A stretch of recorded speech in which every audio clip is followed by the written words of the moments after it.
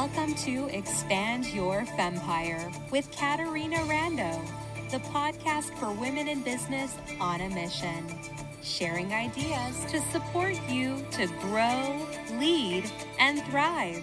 Now, here's your host, Katarina Rando. Welcome back to another episode of the Expand Your Fempire podcast. I am blessing to be with you, and I have a very special guest today. The amazing, the fabulous, the super smart Paine. Kate is the founder and CEO of Standing Out Online, and we are going to have a discussion today to support you to stand out more online and build more influence. Kate, blessing to have you with us today. Thank you so much for having me, Katarina. I'm so excited to be with you. Well, I'm excited to have you. Everybody, Kate and I met. We have the same business coach, and we have spent some time together, and we've gotten to know each other over the last several months. And Kate has massive value to bring you. I'm so excited to share with you her super tips and insights today. Kate, before we do that, let's hear a little bit about your entrepreneurial journey. Okay. It's going to sound scary because I'm going to go back to 7th grade. So it really isn't that long there. But in 7th grade, when I used to watch the news in 60 Minutes with my dad, I used to watch Diane Sawyer, who was one of the only female broadcasters on television at the time. It was like her and Barbara Walters. And I thought, that's what I want to be when I grow up. So fast forward to college in New York City, I ended up getting an internship at the CBS Evening News with Dan Rather. This was back in the late 80s. It was that time when I thought, oh, great, I'm going to have this fabulous internship and I'm going to learn how to be a journalist. I actually had the internship for 2 years, which was unusual at the time. I actually learned that I did not want to be a broadcast journalist, but that I wanted to be behind the scenes. I wanted to do research and I wanted to write and I wanted to help people tell their stories. And so fast forward yet again, I ended up working in public relations and marketing. And a lot of that, of course, required a lot of writing and telling stories. But when I was in public relations, I wasn't like the spin doctor. I didn't just try to sell things from the standpoint of like, because they were the best thing. I was always involved with nonprofits or mission-driven companies who had something or a service that I could really wrap my head around and could really, be out there trying to market that and using PR practices. So now today I have Standing Out Online. My business before this was Paine Associates, and I did PR and didn't want to do PR anymore. And so here I am. I'm going into my 9th year of Standing Out Online, where I help entrepreneurs and executives do just that, stand out online by using digital marketing strategies. And my sweet spot is helping people learn how to develop their personal brand and how to also stand out online using the LinkedIn platform. Kate, I know you are a LinkedIn enthusiast, expert. Why should people bother with LinkedIn? Great question, Katarina. I get that a lot. So LinkedIn is actually technically not social media. It's not Facebook, it's not Instagram, it's not Twitter and TikTok, thank God. LinkedIn is an online professional networking platform, and it kind of gets glommed into all the other social media, but it's not the place for like pictures of your kids and what you ate for breakfast and dogs, unless you're like a teacher, a vet, or a chef. So the reason why you want to pay attention to your LinkedIn profile is LinkedIn has come a long way since it was founded in 2003. It's not just a job seeking platform anymore. It is now a lead generation tool. It's where people can find clients. It's where people can network. It's where they can build relationships. It's become something so different than it used to be. When you fill out your LinkedIn profile and you optimize it and put all the information out there about who you are, what you do, and how you help, like show the outcome you can provide by the service or the widget that you sell. That's a place where you can create your digital footprint. Your about page of your website only has a little bit of information, but your LinkedIn profile shows all of your background, your volunteer work, all of the people who have given you recommendations. Like it's a one-stop shop on your background. And it's also a really great place to get social proof. With LinkedIn, what do you see are some of the biggest things people want to put their attention on to get the most out of it that you would recommend? But also, what do you see as some of the biggest mistakes people are making on LinkedIn? Well, let's talk about like job titles, for example. So when you introduced me, you read some of my bio, and I said that I'm the founder and CEO of Standing Out Online. No one is going to go into Google or LinkedIn and search for the founder and CEO of Standing Out Online. They're not going to search for the vice president of marketing because they're going to get a gazillion results in search. So what you want to do is pay attention to like the keywords for the services, the credentials, and the expertise that you have. So for example, a keyword for me would be like LinkedIn profile coach or personal branding consultant. People search for something like that. So when you learn how to use keywords sprinkled throughout your LinkedIn profile, then you're making it more likely to show up in a search result. And that's kind of half the battle to be discovered online, because there's so much noise online. And I'm trying to help people stand out from that noise online, but also incorporate like a nugget of your personal story so that you stand out. So if you incorporate a little bit of your story that is in alignment with what you do, then that makes you unique because no one else has your story. So you want to be kind of thinking of a couple of these things to make you stand out. Now, the biggest mistakes that people make on LinkedIn is that they don't pay much attention to it, or they put up stuff that's very generic, or they do what I call like a cut and paste version of their resume. And that's like giant yawn material. It's generic. Avoid the giant yawn. That is a very good tip, my friend. You mentioned your story. I know this is an area where you shine the spotlight a lot with your clients. Take a little bit to explain, how do people figure out their personal story? So when you think about your personal story, at the very beginning of your show, Katerina, I said, I'm going to go back to 7th grade, but I didn't talk about it for 10 minutes. I didn't go from 7th grade to graduation to college. You know what I mean? Like, think about your story, and maybe it does take you back. Maybe it takes you back to college. There's different ways, there's different ideas and ways to get your creative juices flowing, to think about what your story might be. The easiest one, from the standpoint of using it in your LinkedIn profile, is to think about, like, how did you get into doing what you do? For example, if you went to college and you were like a political science major and you ended up being the executive director of a nonprofit, what is the story arc or the bridge that takes you from one thing to the next? Because there's going to be a really interesting story there about something that motivated you or transformed you into becoming this executive director of a nonprofit. Let's say it's for, something to raise money for cancer research or a certain type of cancer. Probably that individual has a story about a loved one who they went through a really tough time with, a challenging time. And then they thought, you know what, this is my calling and this is what I want to do with my life. So that's kind of an extreme example, but for the purposes of illustration, to kind of realize, like, what is it that makes you unique about what you do? And go back and kind of figure out that little story nugget. It's only a few sentences. It takes a little work to figure it out, but it's not multiple paragraphs here. This is really good, because sometimes I'll say to somebody, what do you do? And 20 minutes later, they're still talking. Right? Exactly. We want to keep our answers brief, succinct. And the same thing, of course, online. People are not going to read 1,000 words. What can you give them in short sound bites that will pique their interest? And one of the things I love about personal stories, Kate, is that it has people get to know you a little bit. Exactly. They know you when you share a little bit. And it also can create that emotional connection. Absolutely. We're going to have people do that. Let's say they have their profile sprinkled with the keywords you've said. They've got their story.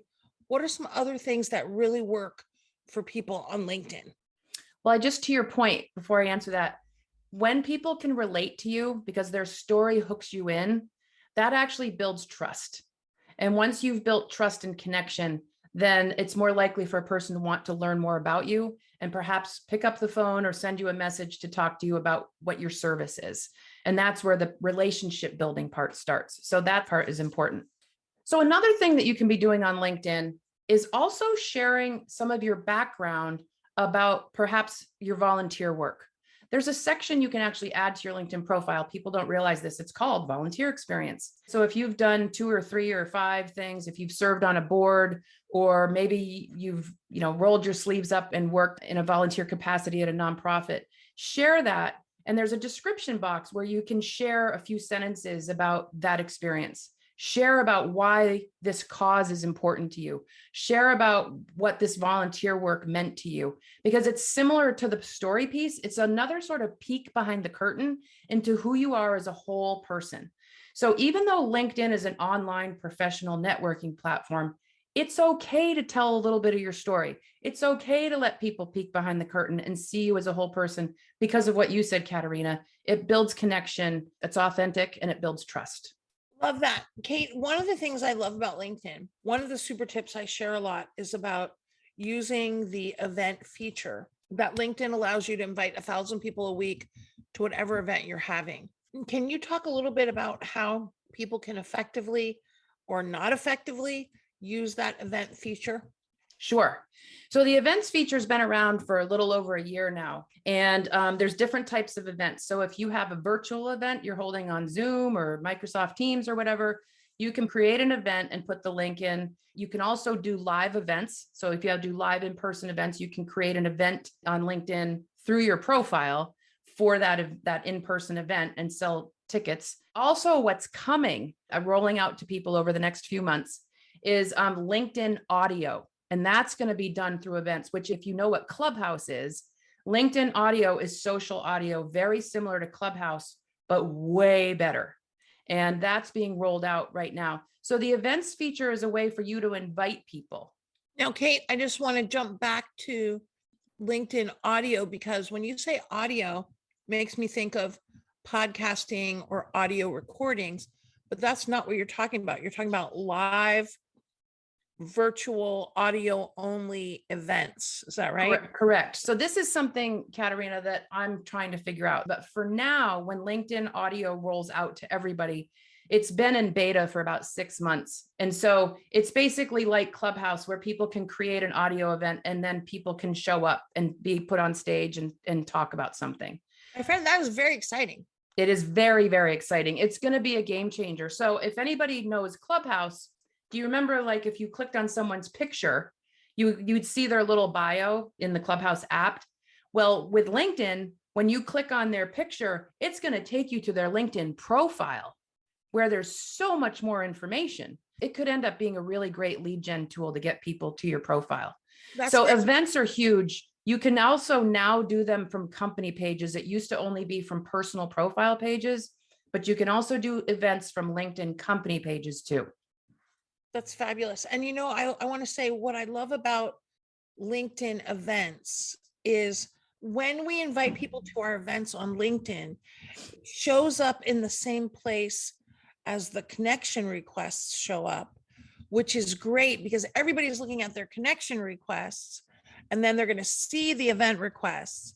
Unlike on Facebook, when you do that, it shows up in their notifications, which a lot of people don't look at, and there's 150 notifications per day. So even if they're looking, they may not see it. That's why I love LinkedIn events as a tool for inviting people. And I do want to encourage everyone, as standard operating procedure, make sure you are using this feature on LinkedIn for any of your virtual and live events.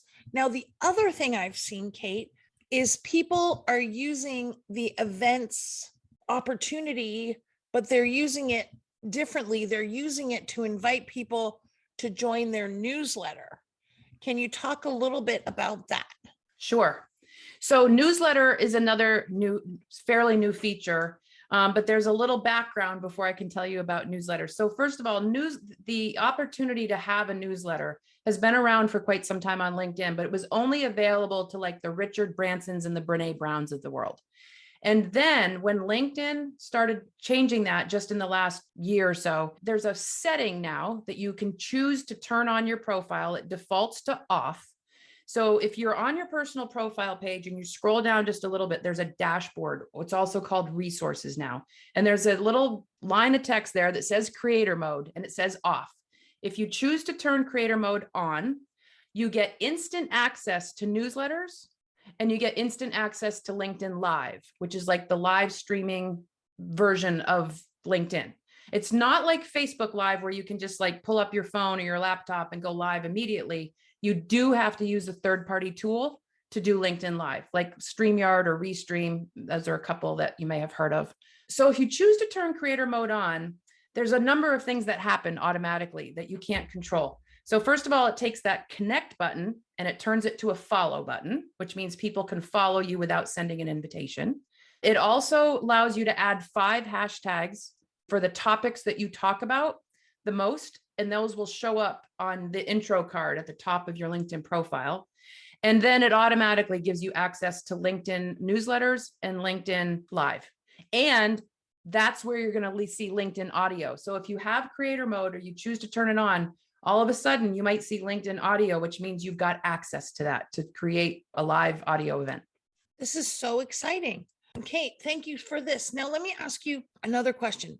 So on LinkedIn, one of the things that I really don't like, and I want your opinion on this, is every Tom, Dick, and Harry, Mary, Jane, and Sheila is reaching out to book an appointment before they even have talked to you or know who you are. And sometimes I have people asking me things like, hey, would you like to start speaking? Or, hey, would you like a book? And hey, if you looked at my profile, you'd see I've got 3 or 4 books and I've been speaking for 28 years. So obviously there's a lot of farming for leads without building relationships. What are your thoughts about all this? Well, you've hit on a very, very important topic. And it's that if there's anything that people ask me the most, it's exactly what you just asked me. Yes, LinkedIn can be seen, some people, as a very spammy way for people to reach out just because they're wanting to reach out to you and they want to build their numbers. So let me let you in on a little bit of a secret that people don't realize. Most of the people who are doing that to you are using some form of an automation tool. Any kind of automation, especially something that has a Chrome extension that scrapes data from your LinkedIn profile, goes against LinkedIn Corporate's user agreement. There are over 80 banned apps. Now, that doesn't mean that the app is illegal. They can still operate. But if they get caught by LinkedIn's algorithm, because LinkedIn's trying to really, really crack down on this for exactly the reason you stated. People are like, why should I go on there when all I do is get pitch stuff that I don't want and they haven't even read my profile? So it's really, really frustrating. So LinkedIn is working really hard to try to diminish that. There's always going to be some, because people find a workaround for something. If any of your listeners are using any kind of an automation tool that says it's safe to use with LinkedIn, it most likely is not. And you should stop using it, because you really have to build relationships on LinkedIn the old-fashioned way.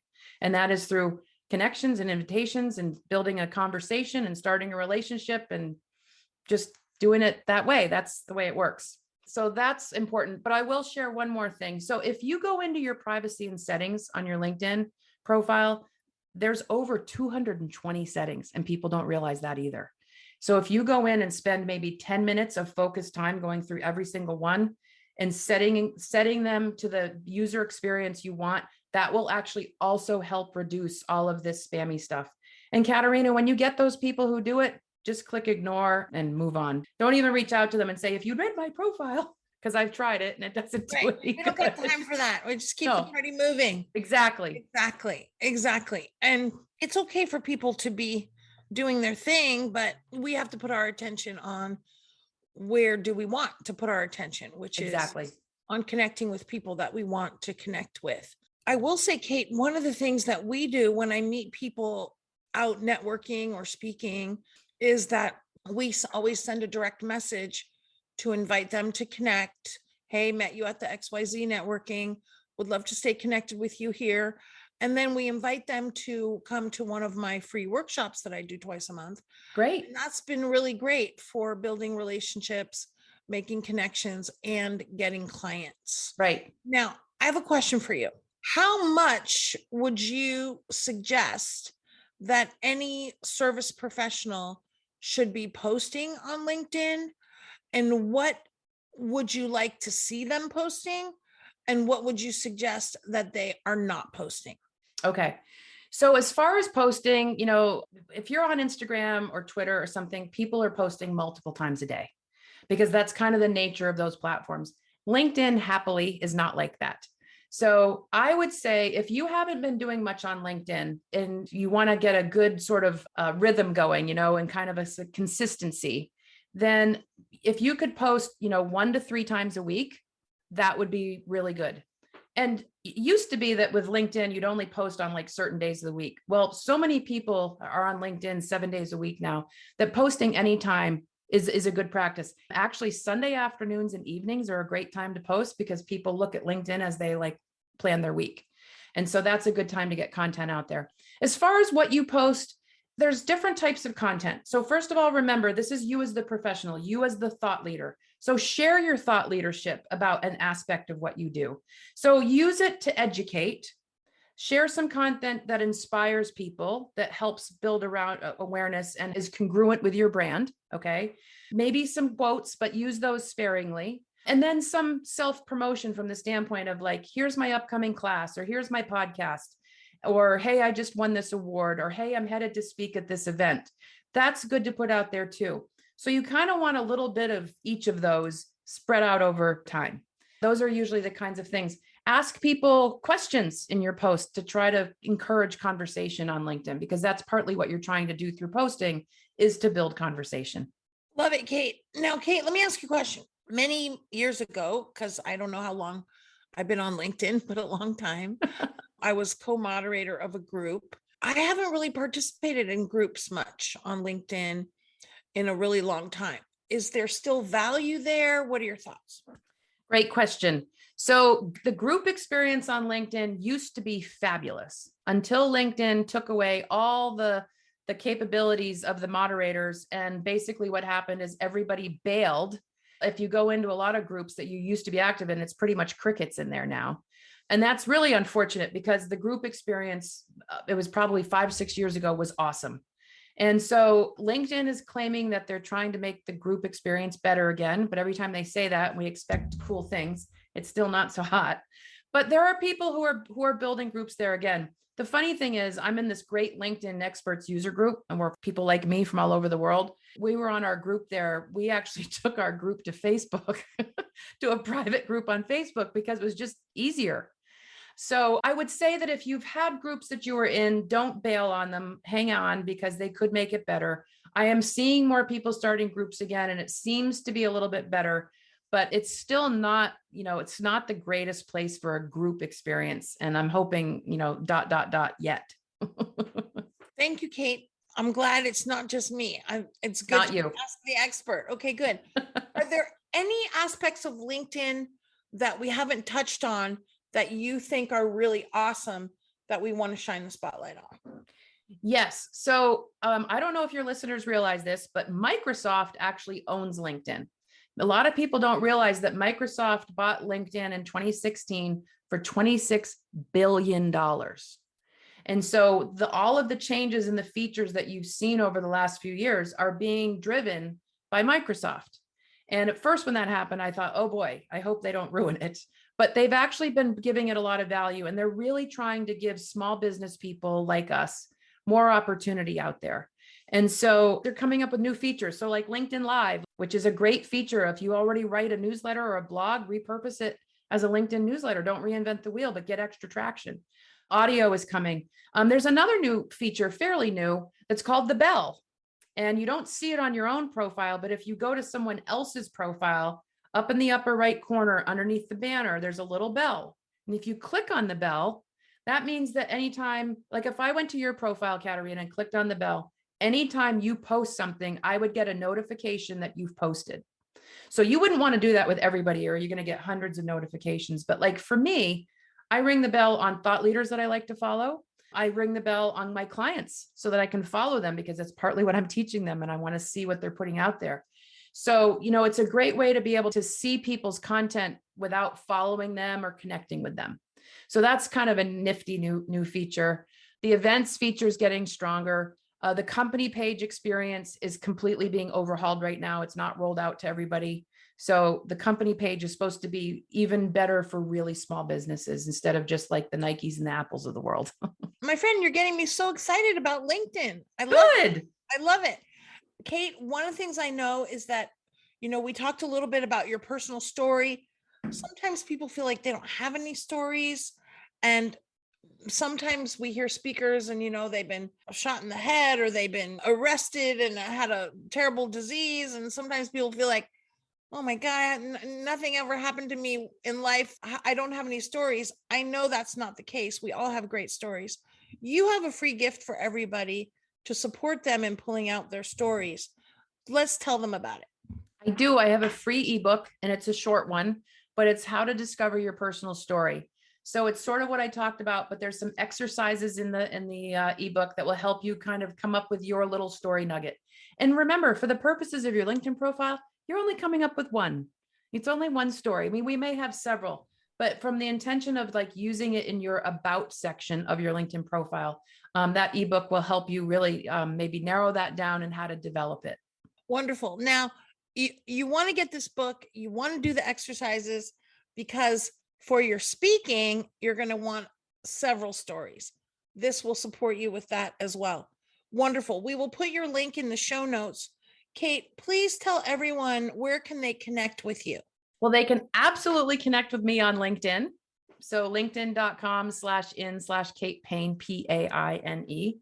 Or people can feel free to message me through LinkedIn, or they can email me at kate@standingoutonline.com. Love it. Standing out online. Kate, any final super tips or wisdom for our listeners? I thought of one thing. There is a section you can add to your LinkedIn profile called featured, and you can add links and media and things, and it creates a visual component in the middle of your LinkedIn profile. You can have a number of links going to like maybe your podcast or to maybe a newsletter that you've done, or maybe it's another article that you've written on some other, person's blog or something like that. So it allows people to see visual, not just text, but visual resources that you can send them to and drive them to your website or other types of digital assets. So add the featured section. It's one of the few visual components of a LinkedIn profile. And where do you find your featured section? Where do you find? So you actually have to add it. So at the very top of your profile, where it has your name and your headline, there's a button there that says add profile section. You just go in there and you'll find the one that says add featured. Click on it and then follow the prompts to upload that content.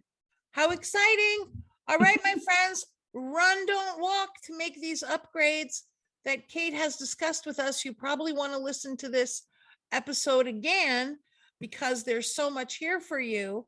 Kate, thank you so much for being with us today.